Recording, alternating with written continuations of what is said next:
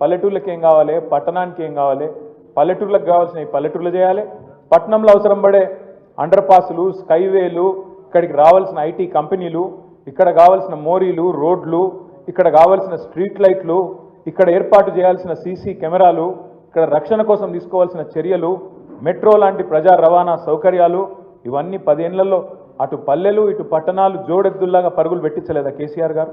అటు అభివృద్ధిని ఇటు సంక్షేమాన్ని రెండింటిని కలుపుకొని తీసుకపోలేదా? అందుకే నేను మిమ్మల్ని ప్రార్థించేది, నేను మీతో విజ్ఞప్తి చేసేది, జరిగిన నష్టం ఎన్నికల్లో మన ఓటమితోని మనకు తక్కువ జరిగింది, తెలంగాణ సమాజానికి ఎక్కువ జరిగింది. ఇది అక్షర సత్యం, ఇది వాస్తవం. ఇప్పుడు రాబోయే ఎన్నికల్లో మనం గెలవడం అనేది మన కోసం కాదు, నిజంగా కూడా చెప్తున్నా. తెలంగాణ సమాజానికి మళ్ళీ తిరిగి కేసీఆర్ గారిని ముఖ్యమంత్రి చేసుకోవడం అనేది ఒక చారిత్రక అవసరం. మళ్ళొక్కసారి జరిగిన ఈ నష్టాన్ని పూడ్చుకునే బాధ్యత తప్పకుండా తెలంగాణ సమాజం మీద, మనందరి మీద కూడా ఉన్నది.